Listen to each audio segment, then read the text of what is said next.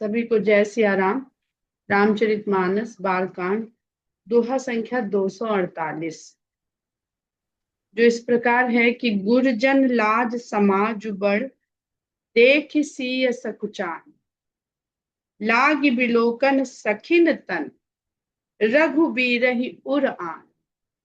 बहुत ही सुंदर सीता जी के मन का भाव, भगवान को देखने की उनकी इच्छा का भाव और उसके बाद लज्जा और संकोच का भाव। तो हम लोग देख रहे हैं कि किस प्रकार गोस्वामी जी श्रृंगार रस के मर्यादा का वर्णन कर रहे हैं। और यही हम लोगों ने आरंभ में जब आरंभ किया जनकपुरी में पुष्प वाटिका प्रसंग के साथ, उसको यही समझने का प्रयास कर रहे हैं आरंभ से।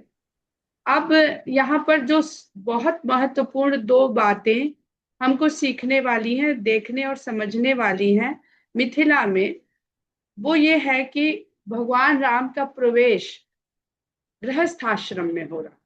ठीक, अभी तक वो अपने जीवन के प्रथम आश्रम, जो हमारे यहाँ 4 आश्रम निर्धारित किए हैं शास्त्रों ने, उसमें प्रथम आश्रम में वे रहे और प्रथम आश्रम के सभी धर्म का उन्होंने भली प्रकार से पालन किया, जिसको हम कहते हैं विद्यार्थी जीवन और विद्यार्थी धर्म। प्रातः काल उठ के रघुनाथा माता पिता गुरु नाम ही माथा गुरु गृह गए पढ़न गए रघुराई अल्पकाल विद्या सब आई। तो वहां पर भी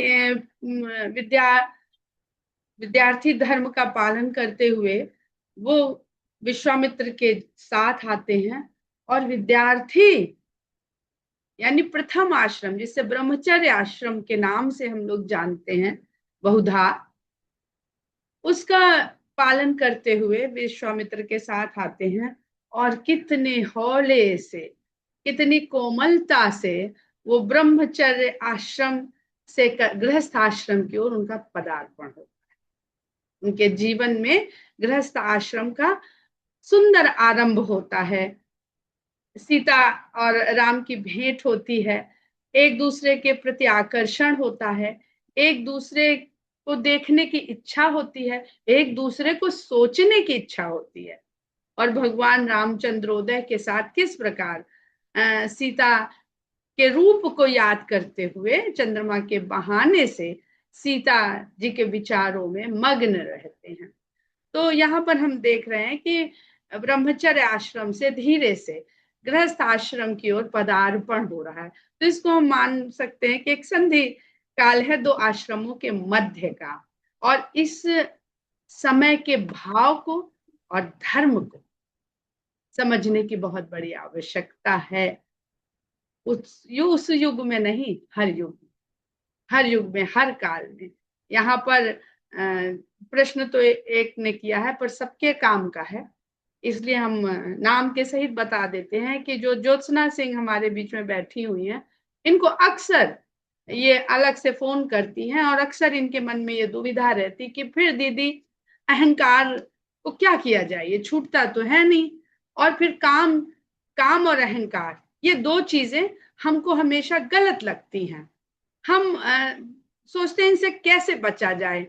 तो ये काम और अहंकार, ये दोनों के सात्विक रूप का वर्णन विदेह नगरी में किया जा रहा है, बताया जा रहा है, एकदम सिखाया जा रहा है भगवान की लीला के द्वारा।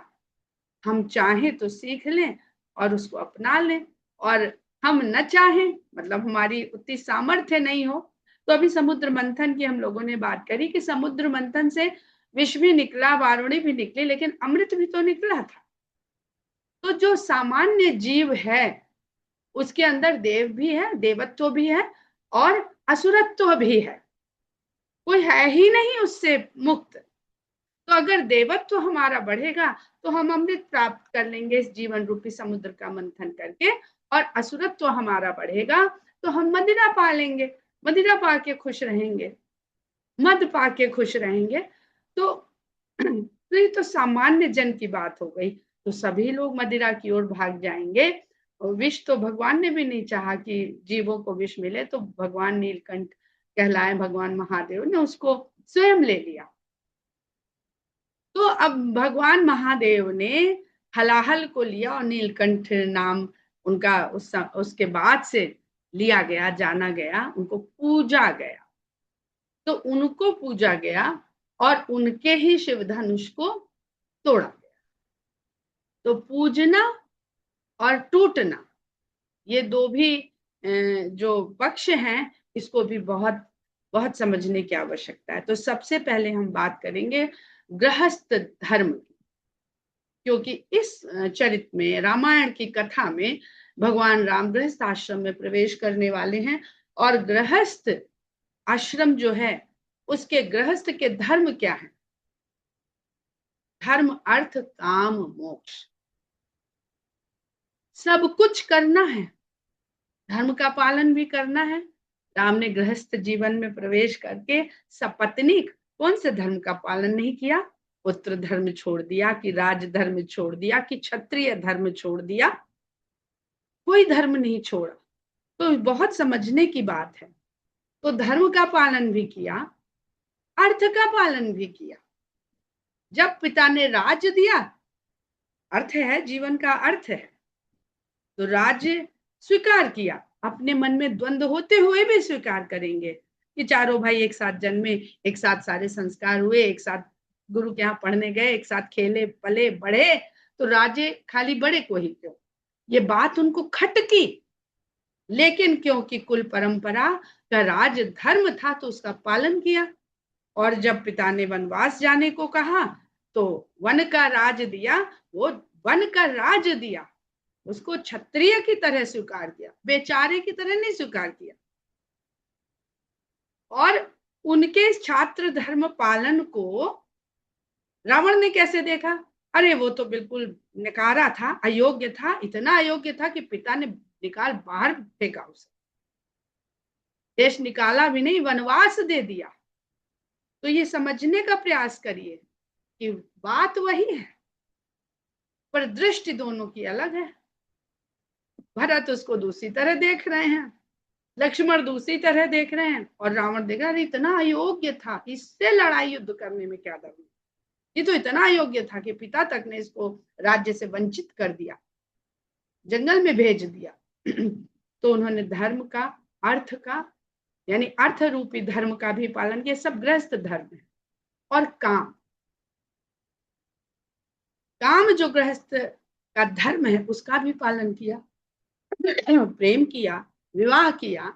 विवाह में पत्नी को जितना प्रेम राम ने किया, शायद ही किसी ने किया होगा। और दो दो पुत्र जन्मे उनके। तो यहाँ पर काम को देखिए, अब बाल कांड में ही हम लोगों ने पढ़ा कि शंकर भगवान ने काम को भस्म कर दिया। अरे भस्म कर दिया था, भस्म ही रहने देते, क्या दिक्कत थी? बढ़िया, संसार में इतने सारे जो कष्ट हैं काम के कारण, वो नहीं होते। पर चार पुरुषार्थ में एक पुरुषार्थ ही नष्ट कर देंगे तो संसार कैसे चलेगा? तो एक ने काम को भस्म किया इसी बालकांड में, एक ने काम को जीत लिया। तो न काम को भस्म करने से काम चलेगा, न काम को जीत लेने से काम को चलेगा। काम को मर्यादित कर देने से, स्थापित कर देने से बड़ा सुंदर काम चलेगा संसार। तो भगवान राम ने काम को न केवल स्थापित किया, प्रतिष्ठित किया विवाह के रूप में। और फिर मोक्ष,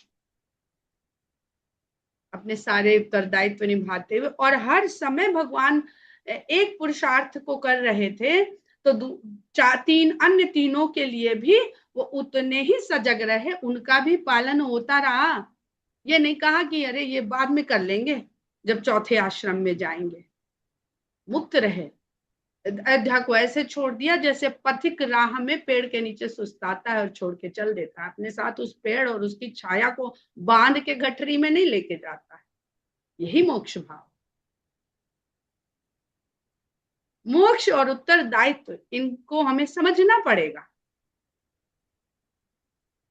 तो इसमें जो आगे हम लोग अब भगवान की लीला के द्वारा जो भी समझेंगे, तो हमको ये समझना चाहिए कि रामायण रामायण जो कथा है, जो चरित भगवान, जो भगवान का चरित्र, चाहे रामायण हो चाहे मानस हो, या अन्य लोगों ने भी जिन्होंने सकारात्मक भाव से इसको समझा है, जाना है और बखाना है, वो यही जान पाते हैं और बताते हैं कि आसक्ति भाव से अनासक्ति भाव के द्वारा चारों पुरुषार्थ का पालन करना चाहिए।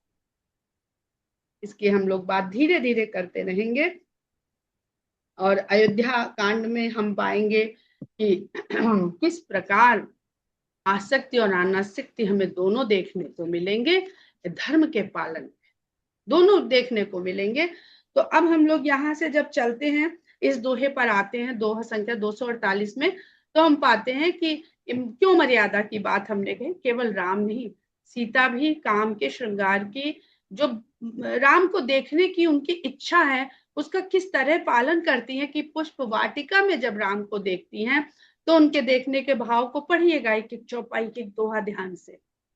वहां सखियां हैं, सखियों के बीच में सीता का व्यवहार कुछ और है। और यहाँ गोस्वामी जी लिखते हैं, गुरजन लाज समाज बढ़ देख सी सकुचान। और जब गुरुओं के बीच में और सब पूरे परिवार के बड़े लोगों के बीच में है, तो उनका भगवान को देखने का भाव कैसा है। देखना वहां भी चाह रही हैं, देखना यहाँ भी चाह रही। तो इसको जरूर आप लोग पढ़िएगा, तुलना जरूर करिए एक एक भाव की। राम रूप अरुषिय छवि देखे नर नारिन परिहरे निमेष से। अब जब वहां पर राम और सीता ने एक दूसरे को देखा तो पलकों ने गिरना छोड़ दिया। अब यहाँ तो सबके सामने राम और सीता एक दूसरे को देख रहे हैं, यद्यपि उन्होंने राम के ऊपर से दृष्टि हटा ली है और सखियों की तरफ देख रही हैं सीता। तो जो वहां पर उपस्थित लोग हैं वो राम रूप और उसकी छवि देखे, राम का रूप और सीता की छवि देख रहे हैं। अब ये गोस्वामी जी क्यों लिखते हैं? राम के तो रूप का वर्णन करते हैं और सीता जी की छवि का वर्णन करते हैं, क्योंकि आप पहले लिख चुके हैं कि जगत प्रकाश प्रकाशक राम। तो प्रकाशक तो राम ही है,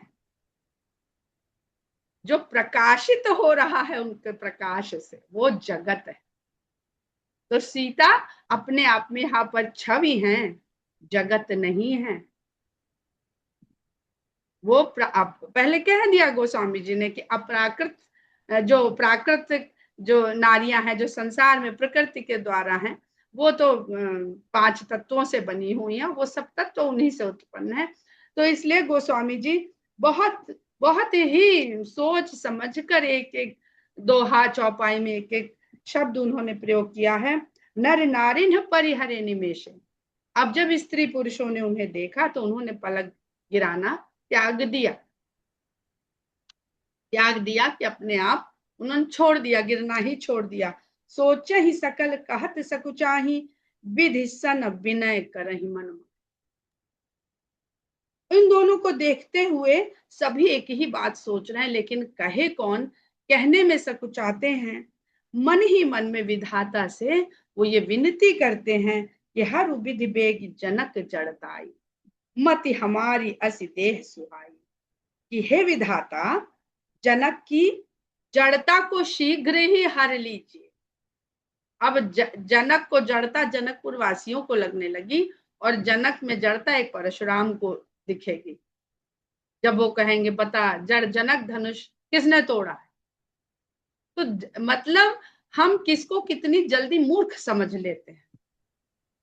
अपना ज्ञान आते ही भीतर हम सामने वाले को जड़ समझ लेते, मूर्ख समझ लेते। ये मानव स्वभाव है, इसी का पूरा वर्णन है धनुष यज्ञ प्रसंग में।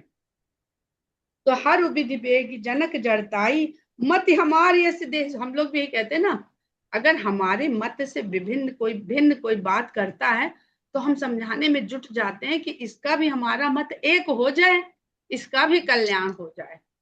तो क्या है, अपने मन में मनाते हैं सब कि मत हमारी असी, हमारी जैसी बुद्धि जनक को भी दे दीजिए ना विधाता। क्यों? बिनु विचार उपन तजी नरेना। जो ये प्रण ठान के बैठे हैं वो बिना सोचे विचारे इसको छोड़ दें प्रण को और सीय राम कर करे। सीता और राम का विवाह कर दें। उनको अब ये जड़ता लग रही है, क्योंकि अभी उनके मन में ये विश्वास है ही नहीं कि ये जो बीच में धनुष रखा हुआ है प्रण के रूप में, ये कहीं जो हम लोगों की इच्छा है उसमें बाधक ना बने। अब धनुष क्या है, इसी को समझने का प्रयास करिएगा कि धनुष अहंकार का प्रतीक है। धीरे धीरे समझ में आएगा। और अहंकार ही हर कार्य के संपूर्ण होने में बीच में बाधा है। बीच में बाधा अहंकार की ही है। तो अब अहंकार को क्या करना चाहिए, हम लोग आगे उसकी बात करते रहेंगे। कहते हैं जगु भल कही भाव सब काहू, हट कीन्हे अंतः उर्दाहु। अगर इन्होंने प्रण वरण छोड़ दिया और कहा कि बस सब जने जाओ, हमें अपना सीता के लायक योग्य वर मिल गया है और ये प्रण अभी यहीं से समाप्त, और हम सीता का विवाह राम से करते हैं, तो ये संसार को बड़ा भला लगेगा, कोई इन्हें दोष नहीं देगा। लेकिन अगर ये अपने हट में अड़े रहे तो अंत में उनका हृदय जलेगा ही। एह लालसा मगन सब लोगू, बरु सांवरो जानकी जोगू। हमने पहले ही कहा था कि लक्ष्मण जी के मन की जो लालसा है ना, वो जैसे वो कहते हैं ना संक्रमण बढ़ता है, 1 से 2 गुना, 2 गुने से 4 गुना, 4 से 16 गुना, 16 से फिर स्क्वायर में। तो वो लक्ष्मण जी तो संसार को चलाने वाले जगत के आधार हैं, तो उनकी जो लालसा है वो देखिए सबके भीतर व्याप्त होती जा रही है। तो यही इसी लालसा में सब लोग मग्न हो गए हैं और बस ये देख पा रहे हैं ये सांवला वर ही जानकी के योग्य है। जानकी कह दिया, जनक की पुत्री हैं। तब बंदी जन जनक बुलाए, बिरदावली कहत चली आए।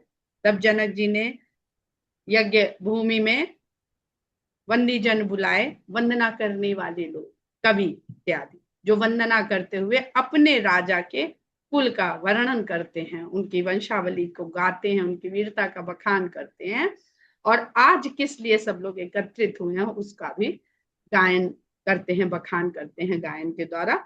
बिरदावली कहत चली आए, और उनकी वंश बेल को यशगान करते हुए वो वहां पर सब प्रवेश करते हैं। कहन पुजाई कहु पन मोरा। तब राजा कहते हैं वंशावली तो गा चुके, अब मेरा प्रण भी तो कहो। चले भाट ही हर सुन थोड़ा। तो भाट लोग बड़े हर्ष के साथ कि अच्छा चलो वो अवसर आ गया, जो आज ये सब यहाँ आयोजन हो रहा है उसको कहने। अब उधर तो जनकपुरवासी मना रहे हैं कि हट छोड़ दें, और इधर जैसे वो मनाते हैं वैसे ही जनक जी अपने प्रण की उद्घोषणा करने के लिए भाटों से कहते हैं। बोले बंदी बचन बर सुनहु सकल महिपाल, पन विदेह कर कहाहि हम भुजा उठाई विशाल। बंदी जन जो हैं वो कहते हैं, हे राजाओं, सभी मेरे श्रेष्ठ वचनों को सुनिए। पहले वंशावली गा रहे थे, हो सकता है कुछ लोग सुन रहे हो, कुछ लोग कह रहे हैं हमें क्या करना है इनकी वंशावली, अरे मुद्दे पे आओ। जो आज की हम लोग जाते हैं ना कार्यक्रम में, कहते हैं बस हो गया भाषणबाजी, भाई जो आज है उसको बताओ, अब शुरू करो उसे। तो वो कहते हैं मेरे श्रेष्ठ वचनों को सभी राजा लोग सुने, पन विदेह कर कहा है हम।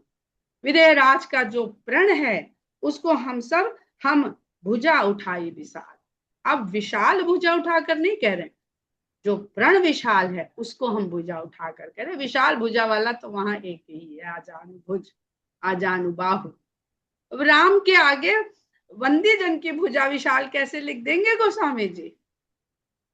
तो ये प्रण की विशालता की बात यहाँ पर है कि जो विशाल प्रण है उनका महान प्रण है, उसको हम भुजा उठा करके कहते हैं। नृप भुज बल विदु शिव धन राहु, गर्व कठोर विदित सबका। हे राजाओं, आपका जो भुजाओं का बल है वो चंद्रमा है, और जो शिव धनुष है वो राहु है। गर्व कठोर विदित सब काहू। आप सब लोग जानते हैं कि वो कितना भारी है और कितना कठोर है, अर्थात भारी भी है और कठोर भी है। इस पर हम लोग चर्चा बाद में करेंगे, पहले प्रसंग को आगे बढ़ा लेते हैं। रावण बानु महाभट भारे, देख सरासन गमहि सिधार। ये इतना भारी और इतना कठोर है कि रावण और बाणासुर जैसे महान योद्धा इसको देख देख करके बस देखे और चले, हाथ भी नहीं लगाए। सोई पुरारी को दंड कठोरा, राज समाज आज जोई तोरा। ये वही पुरारी का, त्रिपुरारी शंकर भगवान का कठोर कोदंड है, धनुष। राज समाज, कोदंड का अर्थ धनुष होता है। राज समाज आज जो तोड़ा, इस राज समाज से आज जो कोई भी इसे तोड़ देगा। त्रिभुवन जय समेत वैदेही, विनहि विचारि बरई हठिते। जिसने तोड़ दिया वो तीनों लोकों में विजेता तो सिद्ध होएगा ही होएगा, क्योंकि कोई तोड़ नहीं पाया है। त्रिभुवन जय, तीनों लोगों को जय कर, जय उसकी स्थापित होगी, और जय, इस जय के साथ साथ वैदेही भी उसे मिलेगी। समेत वैदेही, बिना ही विचार, वैदेही और कोई विचार नहीं करेगी, ये कौन है, कैसा है, कहाँ का है, कोई भी विचार नहीं करेगी। हठ पूर्वक उनका वर्ण करती। सुनिपन सकल भूप अभिलाखे, भटमानी अतिशय मन माखे। प्रण सुनते ही जितने राजा वहां बैठे थे उनकी अभिलाषा तीव्र हो उठे। भटमानी, अपने आप के श्रेष्ठ योद्धा होने के अभिमान से भरे हुए थे, मान से भरे हुए थे, हमसे बड़ा योद्धा कौन है। और अत्यधिक उनके मन में मतलब कहीं ऐसा ना हो जाए कि हमारा नंबर ही ना आने पाए, कोई हमसे पहले जो उठे वो तोड़ के चल दे, हम अपना बल और कौशल यहाँ रह ही जाए मेरा दिखाने को, तो थमथमा उठे कि मेरी पहली बारी आ जाए, मेरी पहली बारी आ जाए, मेरी पहली बारी आ जाए। परिकर बांध उठे अकुलाई, चले इष्ट देवन सिर नाई। उन्होंने अपने अपने कमर में कसा, तरकश जो भी बांध के आए थे वस्त्र अपना, और अकुला के उठ चले कि ऐसा ना हमसे पहले कोई उठे और पहुंच जाए। आज के संदर्भ को अगर आज देखेंगे आप, आज जो जिसको पावर कहते हैं, शक्ति और सत्ता, उसका रूप देखेंगे ना, तो ये धनुष यज्ञ में एकदम साक्षात दिखाई पड़ेगा आपको। चले इष्ट देवन सिरनाई, और अपने अपने इष्ट देवों को शीश नवाकर चल पड़े। यहाँ पे भी एक बड़ा गहरा संकेत गोस्वामी जी ने लिख दिया कि अगर इष्ट देव को मनाने से, शीश नवाने से कार्य सिद्ध होता हो, तो इन राजाओं कार्य सिद्ध हो जाए। तो अपने अपने इष्ट देवों को पूजिए जरूर, लेकिन कार्य हुई है वही जो राम रचि राखा। तो इष्ट देव आपके इष्ट देव हैं, उनका मान सम्मान करिए। अगर इष्ट देवों को शीश नवाने से धनुष टूटता, ये राजा तोड़ लिए होते। तो गोस्वामी जी के राम के ऊपर आस्था देखिए, एक लेश मात्र भी उनकी आस्था कहीं कम नहीं होती है, ये सब बस राम ही राम है। तम किता कित किसिव धनु धरही, उठई न कोटि भांति बलु करही। जिनके कछु विचार मन माही, चाप समीप महीप न जाही। तमकिता की, तमक के उठ खड़े होते हैं देख के, और जाते हैं और शिव धनुष को बड़े जोश के साथ उठा ले, यार अभी हाथ लगाया और उठा लिया। लेकिन जब हाथ लगाते हैं, उठाने का प्रयास करते हैं, तो उठई न कोटि भांति बल करही। करोड़ों प्रकार से प्रयास करते हैं अपना बल लगा लगा के, लेकिन वो उठता ही नहीं। जिनके कछु विचार मन माही, और जो कुछ विचारशील थे, आरंभ से ही कुछ विचारशील वहां बैठे हुए हैं, बार बार गोस्वामी जी उनका वर्णन भी कर देते हैं, वो उठते नहीं है, तमाशा देखते हैं, खेल देखते हैं, और धनुष के समीप वो राजा नहीं जाते।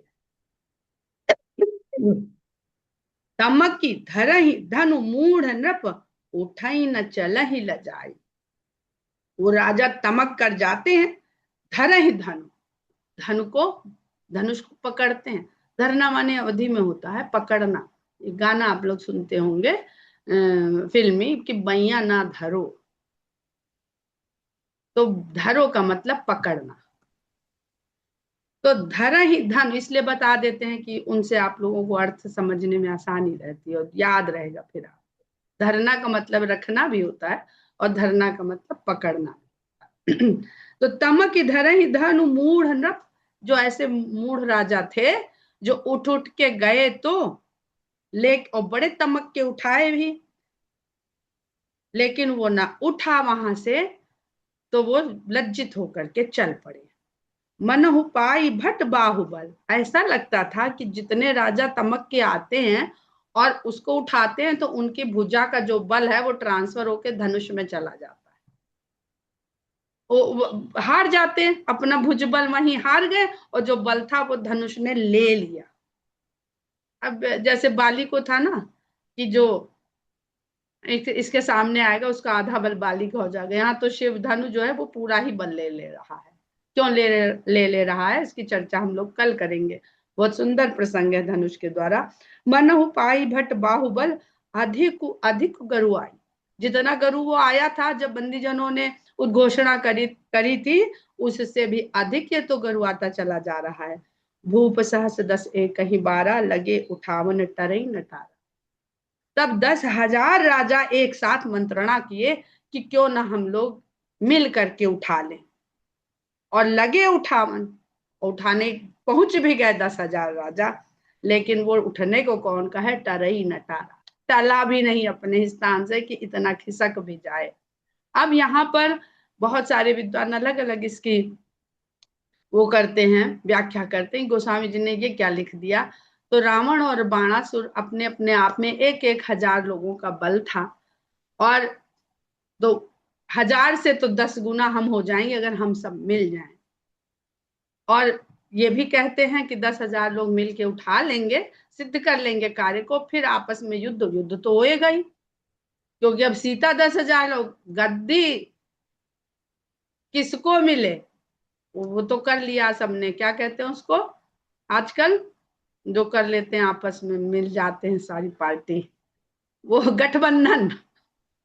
गठबंधन तो कर लिया, अब प्रधानमंत्री कुर्सी किस पे कौन बैठे तो आपस में बाद में तय कर लेंगे। पहले तो जो बैठा है इसको तो उतार फेंका जाए यहाँ से, बात की बात देखी जाएगी। बिल्कुल वही साक्षात, तो ये हमेशा होते आया है। भूप सहस 10 एक कही 12, लगे उठावन टरई नटारा, डगई न शंभु सरासन, कैसे कामी बचन सती मन जैसे। लेकिन शंभु का ये धनुष डिगते नहीं डिगाए नहीं दिखता है, जैसे कामी के वचनों से सती का मन नहीं विचलित होता है। बहुत सुंदर प्रसंग है। सीता जी के लिए यहाँ पे गोस्वामी जी ने बता दिया कि जब रावण यहाँ तो हाथ ही नहीं लगाया, और जब उनका हरण करके लंका में ले गया तो उसने कौन सी ऐसा लोभ नहीं था, ऐसा प्रलोभन नहीं था जो सीता जी को नहीं दिया। वो सब भी के द्वारा भी वो सीता जी के मन को, दृष्टि को हिला नहीं पाया। बहुत सुंदर प्रसंग है, आप लोग स्वयं इस तरह से इसके जोड़ते हुए देखिए, समझिए। सब नृप भय जोग उपहासी, जैसे बिनु विराग सन्यासी, कीरत विजय वीरता भारी, चले चाप कर बरबसहारी। सभी राजा हंसी के पात्र बन गए, मजाक उड़ गया।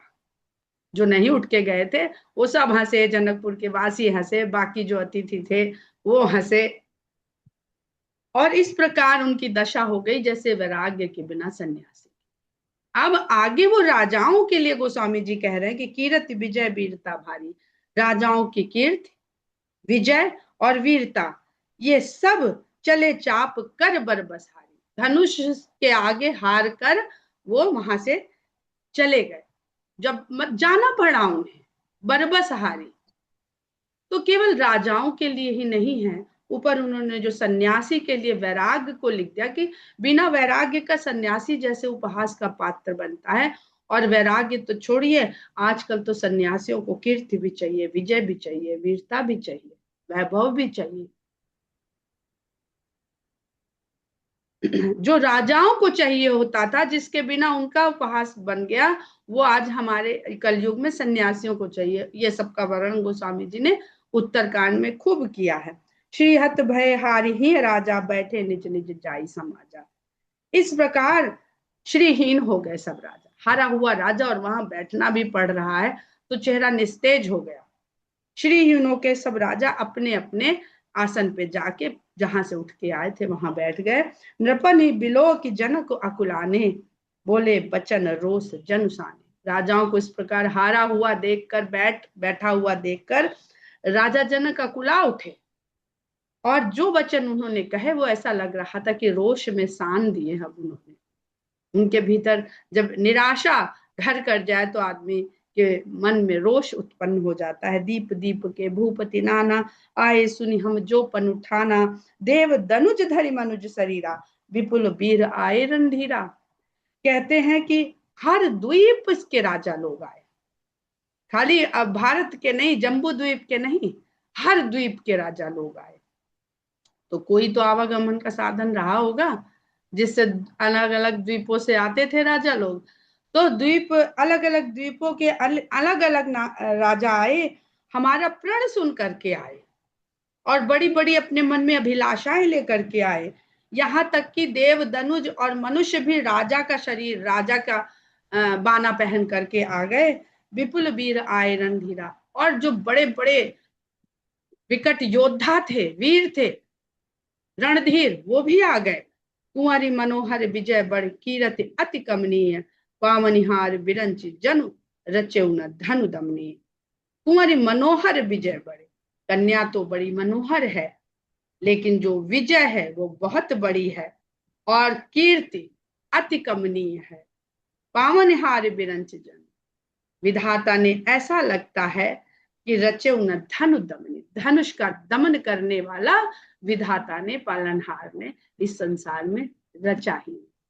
यहाँ पर हम लोग आज इस प्रसंग को विराम देते हैं, और यहाँ तक के प्रसंग के जितने भी सूक्ष्म भाव हैं, जो गूढ़ भाव हैं, उनका हम लोग कल अवश्य उनके बारे में चर्चा करेंगे। जय श्री राम। जय सिया राम।